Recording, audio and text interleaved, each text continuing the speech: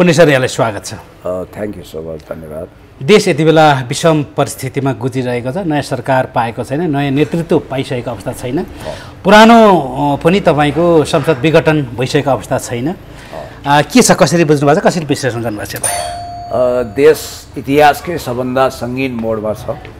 यो सबभन्दा जटिल सङ्क्रमण काल छ र जेएनजी जो उत्साहित युवा पुस्ता हो, 13 वर्षदेखि 28 वर्ष उमेर समूहको देश बदल्ने, राष्ट्रको भाग्य र भविष्य निर्माण गर्ने ध्येयका साथ हिँडेको जेएनजीको भावनामाथि खेलवाड गरेर केही अराजक हुलगडबाजहरूले सिंहदरबार जस्तो महत्त्वपूर्ण ठाउँ, सर्वोच्च अदालत जस्तो एउटा रणनीतिक न्यायिक ठाउँमाथि अट्याक गरेको छन् र विभिन्न खालका अपराधीहरूलाई जेलबाट छुटाउने र देशलाई अनन्त हिंसामा लाने प्रयत्न भएको छ। यो सङ्क्रमण काललाई पार लगाउनको निम्ति युवाहरूको मुटुको ढुकढुकी बनेको असल ज्यानदार इमान्दार देशभक्त व्यक्तिले सरकारको नेतृत्व गर्नु पर्यो। तर अहिले संसद विघटन भइसकेको अवस्था छैन हैन। वैधानिक रूपमा त पहिलाकै सरकार निरन्तरता रह्यो अहिलेसम्म। अब कसरी के हुन्छ? यसलाई चाहिँ पोलिटिकल साइन्सको भाषामा ट्रान्जिसनल पिरियड भनिन्छ। अघि पछि ट्रान्जिसनल भनेको औपचारिकता हो, अहिले चाहिँ रियल ट्रान्जिसनल हो। अहिले पुरानो सरकार डिजुरे विघटन भइसकेको छ, डिफ्याक्टो विघटन भइसकेको छ। डिजुरे अहिले नयाँ सरकार नआएको हुनाले पुरानो प्रधानमन्त्रीको स्ट्याटस निवर्तमान छ। जनतामा बदनाम भएका प्रधानमन्त्री केपी शर्मा ओली जो अहिले बेपत्ता हालतमा हुनुहुन्छ। त अहिलेको सिचुएसनमा सत्ता प्रमुख राष्ट्रपतिकी सेनापति, प्रधान सेनापति, व्यवहारिक हिसाबले प्रधान सेनापति ज्यू नै राष्ट्र प्रमुख देखिनु हो। तर संविधान त हेड अफ द स्टेट राष्ट्रपति हुनुहुन्छ, जो सेनाको पनि परमाधिपति हुनुहुन्छ। अनि सरकार छैन, मन्त्रीमण्डल छैन, सर्वोच्च अदालत जलेको छ, प्रधान न्यायाधीशको पद छ, उहाँले पद बहाली गर्न सक्नु भएको छैन, अख्तियार प्रमुखले आफ्नो कार्य सम्हाल्न सक्नु भएको छैन। अनि यो त एक हिसाबले स्टेट रेसलेसको अवस्थामा देखियो। मैले तपाईँलाई एउटा कुरा निवेदन गरौँ, छिटोभन्दा छिटो जेएनजीको भावना सम्बोधन गरेर, नेपाली जनताको इच्छा र चाहना सम्बोधन गरेर, उनीहरूका जेन्युन एजेन्डाहरूलाई एड्रेस गर्न, खास गरी युवा पुस्ताको शक्तिलाई राज्यको मूल प्रभावमा समेटेर उहाँहरूले भनेको कुरा छ नि, जस्तो संविधान संशोधनका केही बुदाहरू असाध्यै मिठा छन्। हाम्रो देशमा के भयो भने कृषिको विषयमा क नजान्ने कृषि मन्त्री हो, श्रमको विषयमा स नजान्ने श्रम मन्त्री हो, सूचना सञ्चार क्षेत्रमा जिरो नलेज भएका पृथ्वी सुब्बाहरू सञ्चार मन्त्री भए, अनि अर्थतन्त्रको जानकारी नभएका मान्छे अर्थ मन्त्री भए। अमेरिकन सिस्टम जस्तो, चाइनामा जस्तो विषय विज्ञताको आधारमा संसद सदस्य नभएका मान्छेलाई मन्त्रीमण्डलमा समावेश गर्नु पर्यो। राष्ट्रपति, यहाँ दुईटा कुरा छ, प्रत्यक्ष निर्वाचित प्रधानमन्त्री भन्नेहरूले राजालाई स्पेस दिनु पर्यो भनेका हुन्, प्रत्यक्ष निर्वाचित कार्यकारी राष्ट्रपति भन्नेहरूले चाहिँ रामचन्द्र पौडेल मोडालिटीको होइन कि जनताबाट प्रत्यक्ष निर्वाचित हुने 5 वर्षसम्मको राष्ट्रपति भनेको हो। अहिले जेएनजीको मुद्दा के छ भने प्रत्यक्ष निर्वाचित कार्यकारी भनिएको छ, त्यसलाई ठोस गर्न बाँकी छ होइन, कतातिर लाने भनेर। अब यो सङ्क्रमण कालमा राष्ट्रपतिलाई राजीनामा गराएर राजालाई नै स्पेस दिने गरी चलखेल पनि भएको छ। तर फेरि अर्को सिनारियो के देखिन्छ भने राष्ट्रपति भन्ने संस्था जोगाएर सुशीला कार्कीजीको नाम जो अहिले हाइलाइट छ होइन, उहाँ भने मूलतः डेमोक्राट्स हो, उहाँलाई प्रधानमन्त्रीको रूपमा ल्याएर राष्ट्रपतिको अस्तित्व जोगाएर विज्ञहरूको आधारमा मन्त्रीमण्डल बनाएर 6 महिनाभित्र संविधान संशोधन र चुनाव गर्ने गरी नयाँ आउने संविधान सभा जस्तै बनाएर जाने अहिलेको सङ्क्रमणकालीन रोडम्याप लगभग आन्तरिक रूपमा टुङ्गिया छ। बाह्य देखाउने कुरा चाहिँ अलि फरक छ। छलफल, विचार विमर्श, गोष्ठी जे गर्नुहोस् न तपाईँ, जुलुस भित्र चाहिँ एउटा लगभग खाका तयार भइसकेको जस्तै नि। अब भित्र एउटा रूपरेखा करिब बनेको अवस्था यहाँले भन्नुभयो होइन। अब फेरि कयौँ युवाहरूको कुरा सुन्दा, उहाँले भनेको फिल्डमा गएर बुझ्दा चाहिँ के भन्छन् भन्दाखेरि, हामीले हिजोको दिनमा होइन यी वृद्धहरू चाहिँ तपाईँको जो अलिकति वृद्ध अवस्थाको हुनुहुन्छ, उहाँहरू चाहिँ सल्लाहकार बसेर युवालाई देश चलाउन दिनुपर्छ भनेर हामी यो लडेको हो। अब फेरि पनि सुशीला कार्की जो हुनुहुन्छ पूर्व प्रधान न्यायाधीश उहाँलाई नै दिने हो भने त यो लडाइँ के को लागि हो र होइन भन्ने तरिकामा हुन्छ र यदि उहाँलाई दियो भने पनि फेरि अर्को रेभोल्युसन हुन्छ, अर्को क्रान्ति हुन्छ, अर्को सङ्घर्ष हुन्छ, अर्को लडाइँ हुन्छ भनेर पनि बाहिर आवाज आएका छन् होइन। कसरी बुझ्नु भएको छ यसलाई चाहिँ? अहिले युवाको भावनाको हार्दिक सम्मान गर्नुपर्छ। त्यो राम्रो भावना हो कि युवाबाट प्राइम मिनिस्टर आउनु पर्यो। कमसेकम ठोस रूपमा भन्दा अहिले देखिएका पात्र बालेन शाह या हर्क साम्पाङ यी दुई मध्ये आउनु पर्यो, यही त हो। अझ अब त्यहाँ बालेन शाह वा हर्क साम्पाङको नाममा नारै आएछ हर्क साम्पाङ जिन्दाबाद भन्ने पनि सुनियो। हर्क साम्पाङज्यू केमा अयोग्य हुनुहुन्छ र? ग्रेजुएट हुनुहुन्छ, देशभक्त हुनुहुन्छ, इमान्दार हुनुहुन्छ। तर म चाहिँ के भन्छु भने हर्क साम्पाङज्यू जस्तो व्यक्तित्व अन्तरिम सरकारको होइन फुल फ्लेजेस गभर्मेन्टको प्राइम मिनिस्टर हुनुपर्छ। हेर्नुहोस् है, गम्भीरको म तपाईँलाई गर्दैछु। फुल फ्लेजेस 5 वर्ष ढुक्कै प्रधानमन्त्री बनेर जनताले चाहेमा अझ अर्को कार्यकाल थपेर देश चलाउने महान व्यक्तित्व एउटा इतिहासको अमर प्राइम मिनिस्टर हुनुपर्छ। जस्तै अहिले अन्तरिम सरकार, यो अहिले बन्ने अन्तरिम सरकार जो छ, यो अन्तरिम सरकारमा अधिकार केही पनि हुँदैन।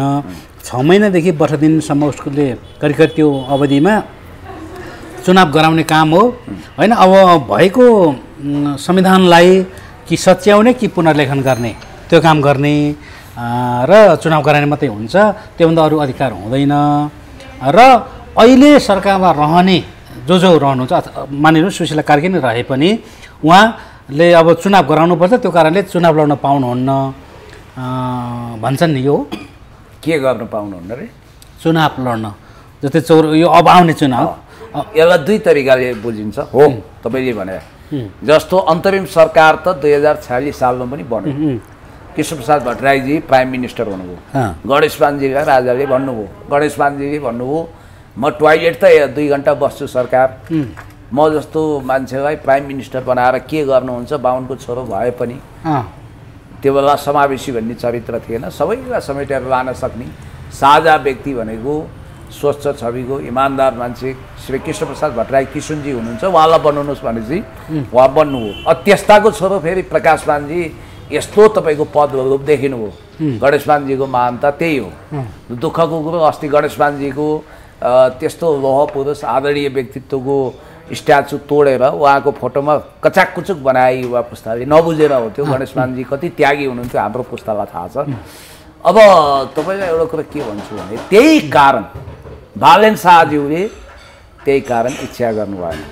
अथवा यसो पनि हुनसक्छ बालेन शाहजीले इच्छा गरेको भन्नेसम्म बुझियो, उहाँलाई बुझाइयो तपाईँ अन्तरिम सरकारको प्राइम मिनिस्टर हुने बित्तिकै यो 46 साल प्रकृतिको हुँदैन, यो भनेको खेलबाज स्टाइलको गभर्मेन्ट हुन्छ र तपाईँ भोलि कार्यकारी बन्ने बाटो बन्द हुन्छ। तपाईँ के यो 2, 5, 6 महिना खानुहुन्छ त भनेर बुझाएपछि उहाँले कुरा बुझ्नुभयो। हर्क साम्पाङज्यूले यो कुरा नबुझेको होइन होला, उहाँले बुझेरै अथवा मलाई जसले गाली गरे पनि गरून्, अझ विज्ञ विशेषज्ञ उच्च क्वालिटीका व्यक्तित्वहरूसँगको परिपक्व छलफल पछि गोप्य रूपमा कूटनीतिज्ञ, राजनीतिज्ञ र संविधानविदहरूसँगको गोप्य छलफलले गोप्य तरिकाले गइदिएको भए अहिले जो परिणाम आयो नि यो परिणामभन्दा ठिक विपरीत पनि निस्किन सक्थ्यो।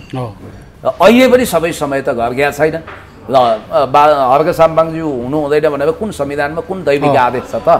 अहिले पनि तपाईँको सारा नेपाली जनताको राष्ट्रिय अन्तर्राष्ट्रिय स्वीकार्यता भयो भने त उहाँको अहिले पनि चान्स छ। तर मेरो वाला हार्दिक सुझाव के भने तपाईँ त 10 वर्ष हुने मान्छे हो, कहाँ तपाईँले अहिले यो 6 महिनामा टुङ्गिने?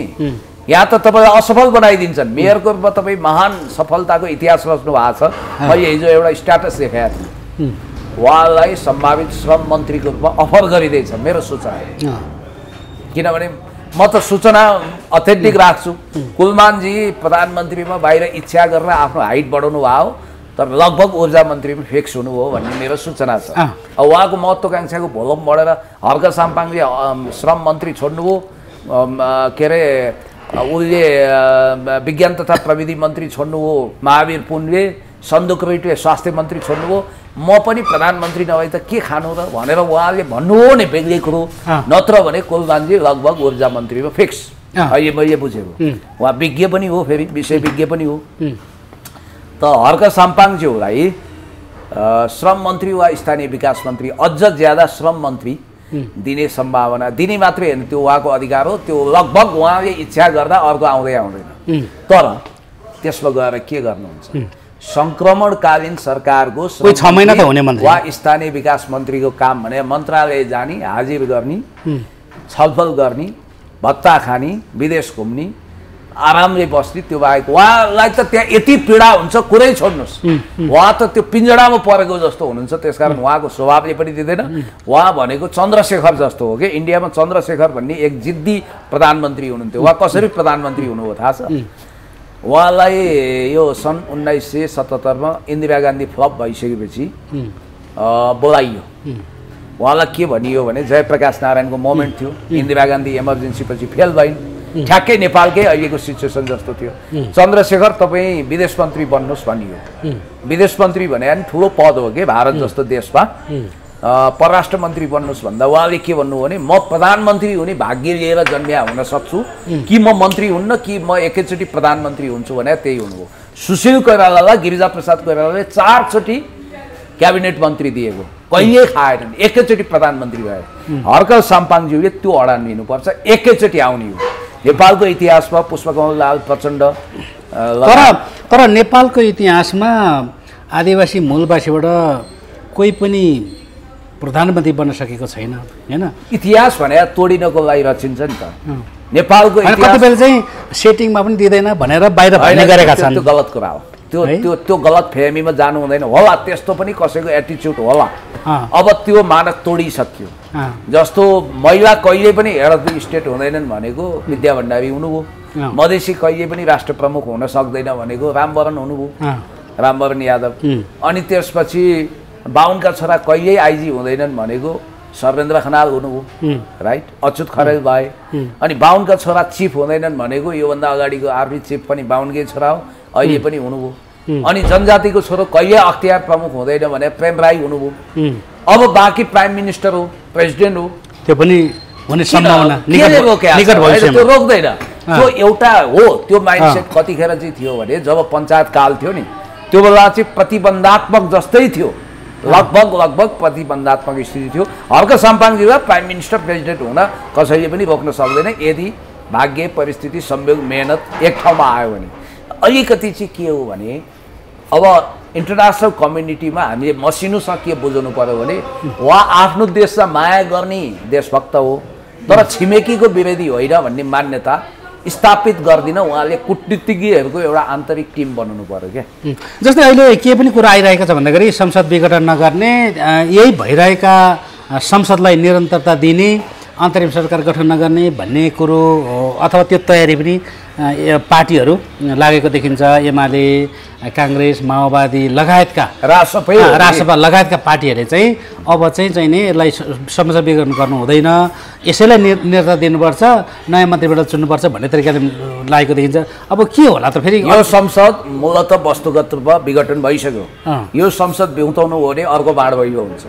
यसले नैतिक रूपमा सांसदहरूले सांसद हुने र संसदले बिउतिने अधिकार गुमायो। तर फेरि संसद नबिउतिने हो भने प्रतिगमन हुन्छ भन्ने हाउगुजी देखाएर यो गर्न खोजिँदैछ।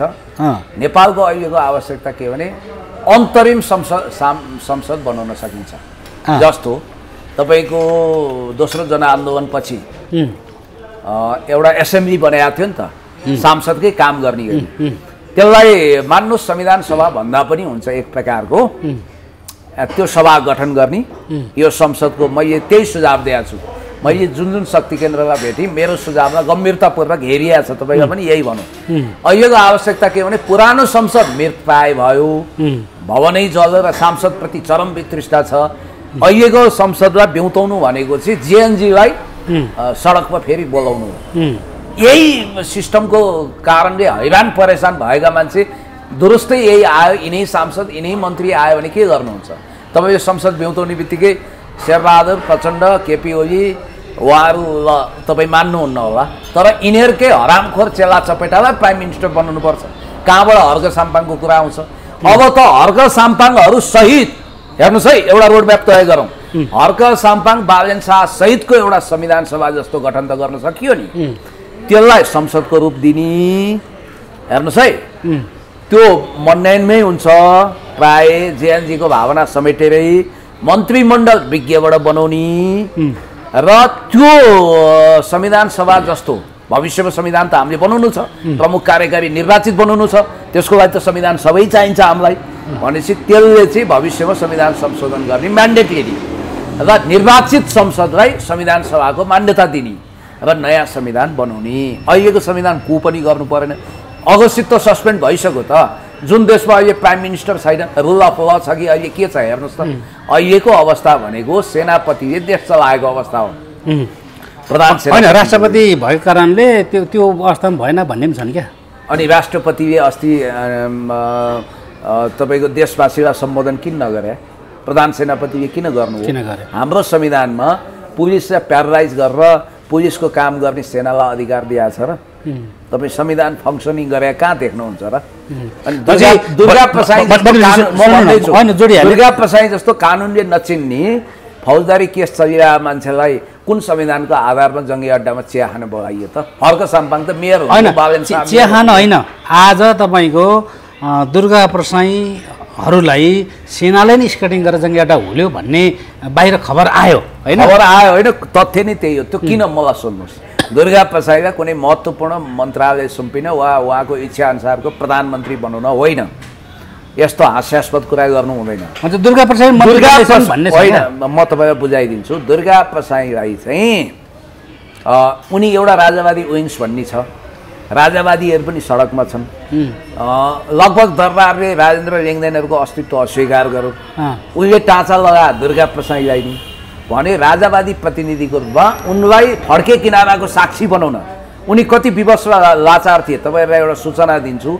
उनलाई भ्रम रहेछ म प्रधानमन्त्री हुन्छु भन्ने। जानासाथ अब आदरणीय सेनापतिज्यूले सुशीला कार्कीज्यूको नाममा उहाँको सहमति खोजिहाल्नु, उहाँ निराश हुनु, उहाँलाई क्याबिनेट मन्त्री बन्न इच्छा छ। तर त्यो अहिले सेनाले यति विवादास्पद काम गर्ने जोखिम बोल्दैन। जस्तो हर्क साम्पाङलाई के अरे प्रधानमन्त्री बनाउन, बालेन शाहलाई प्रधानमन्त्री बनाउन कुनै समस्या छैन नि। तर रविजीलाई त रहेछ त, रविजी पनि त पल्ला भारी भएको, राजसपा पनि एउटा स्टेक होल्डर माने रहेछ नि सेनाले। तर रविजी जस्तो चतुर मान्छेले फेसबुक स्ट्याटस राखेर पहिले किन पन्सिनु हो भने उहाँलाई इसारा आयो तपाईँ हुनुहुन्न भनेर। किन हुनुहुन्न भनियो भने मुद्दा त छ नि त। सम्पूर्ण सिस्टम त सेनाले सिद्ध्याएको होइन नि। अनि सुशीला गणतन्त्र सिद्ध्याउनु थियो भने सुशीला कार्कीको नाममा किन सहमति खोजिन्थ्यो? मैले भन्न खोजेँ सेनाले बिचको बाटो लिँदैछ।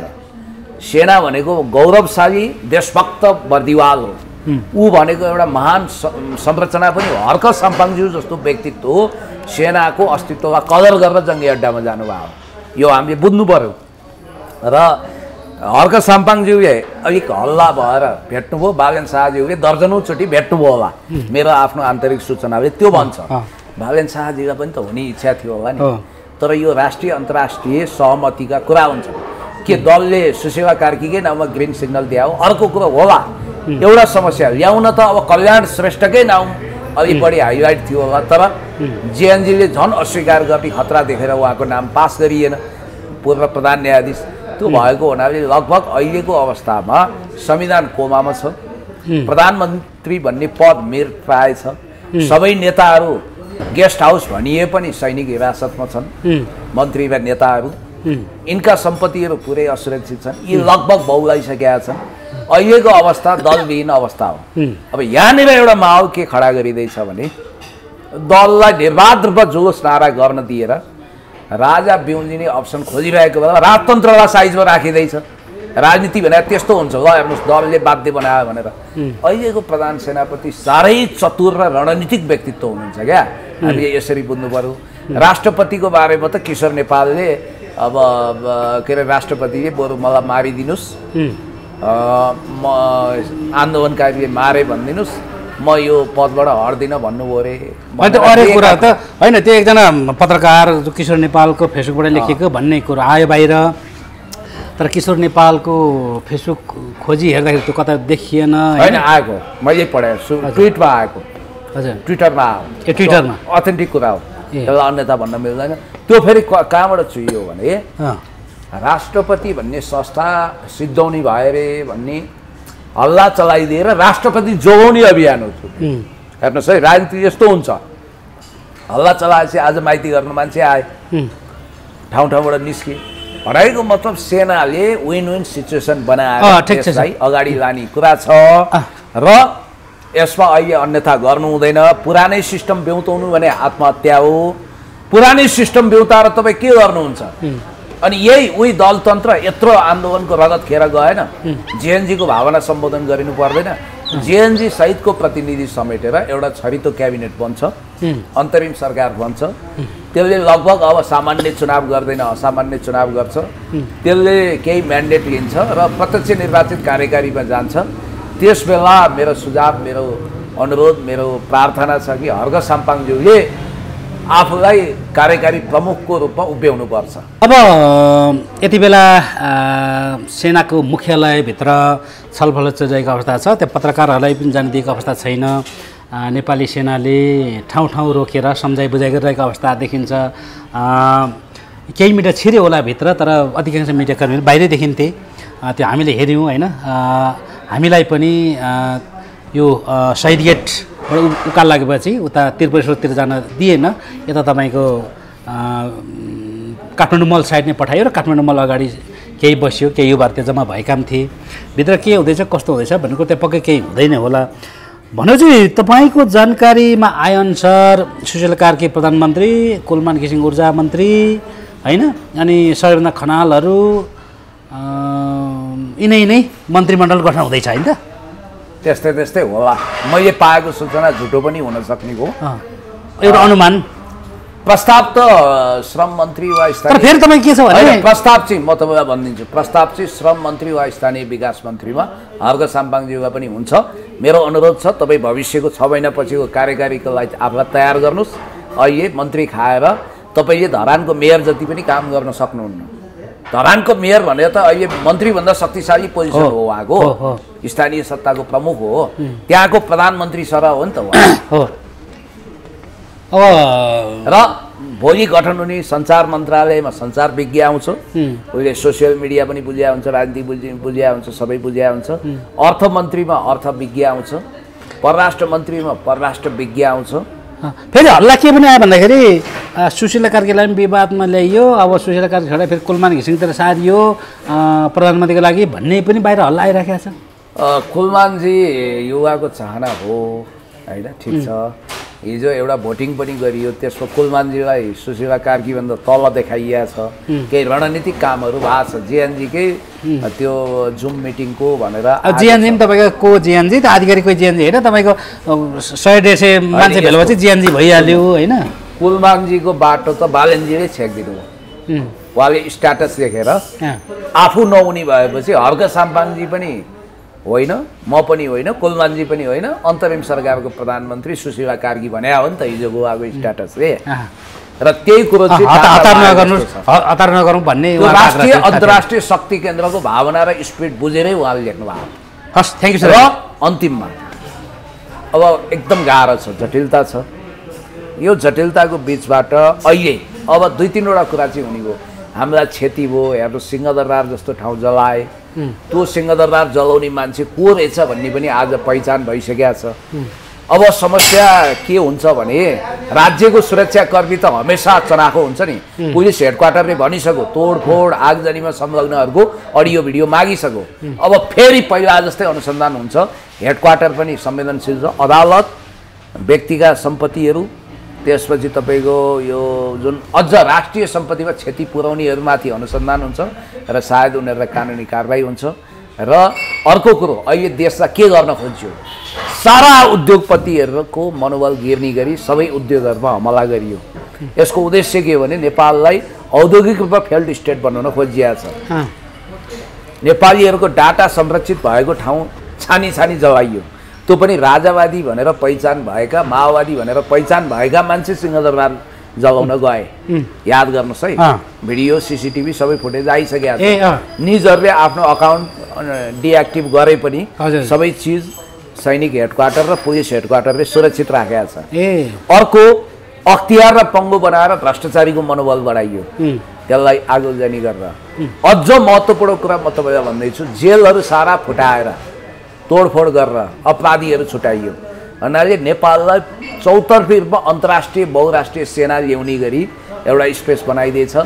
यो ट्रान्जिसनल पिरियडलाई बुद्धिमत्तापूर्ण तरिकाले हामीले पार गरेर हामी नयाँ युगमा प्रवेश गर्न सकेनौँ भने हामी झन् भड्कारोमा जाकिन्छौँ। त्यसकारण बी केयरफुल। हस्, थ्याङ्क यू।